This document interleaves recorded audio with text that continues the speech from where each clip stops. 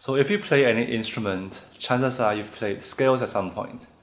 So there are major scales which are mostly fine, and then we've got minor scales where things can get a little bit more complicated. And there are several types of minor scales, most commonly the harmonic, the melodic, and the natural minor. So why are there different types of minor scales? How did they come about, and how do we use them? To answer this question, we have to first understand how the major and minor scales came about. Let's go back to before the Baroque era, where the concept of key and tonality was not yet standardized. Music was mostly modal, based on different modes derived from ancient Greek music. These modes all have different characters and can be altered by changing certain notes in them.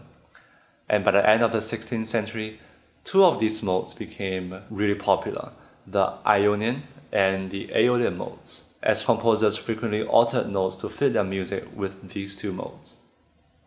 The Ionian mode became what we know today as the major scale, and the Aeolian mode became the natural minor scale.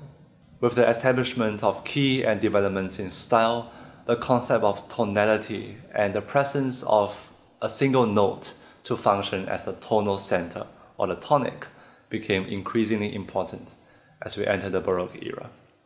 The Ionian mode, or the major scale, works extremely well in this new tonal style, since there are tendency tones that can give the music a strong sense of tonal center. The leading tone, found a half step below the tonic, is especially strong as it functions as a note that leads towards the tonic.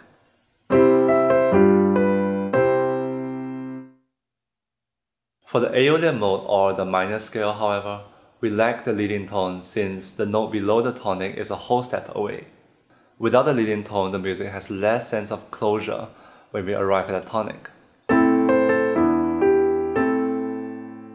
So to solve this problem, we can raise the note below so that it is a half step away from the tonic.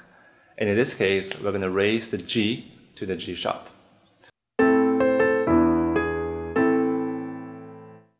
After the leading tone is raised, we can hear a much stronger sense of closure when we arrive at the tonic.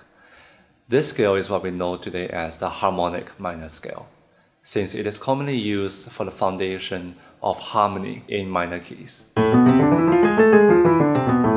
While raising the leading tone solves the harmonic issue of minor scales, it does create another problem when we want to write melodies in minor keys.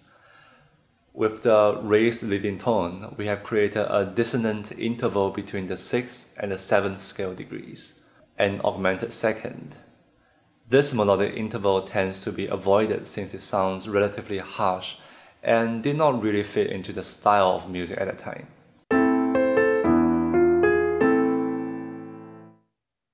So to avoid it, composers often raised the 6th scale degree as well, especially when the melody is going up, since only when going up is the raised leading tone essential for leading into the tonic. When the melody is going down, however, the raised leading tone is not that important anymore, as it does not resolve to the tonic. That's why we have different notes for the melodic minor scale when we go up and coming down. Raised 6th and 7th going up, natural 6th and 7th coming down. And there you have it. The reason why we have 3 minor scales stems from the need for a leading tone in tonal music. The natural minor in its unaltered form, the harmonic minor for altered harmonies to lead into the tonic, and the melodic minor for smooth minor key melodies. Alright, that's it for this video. Hope you found it useful, and I'll see you next time.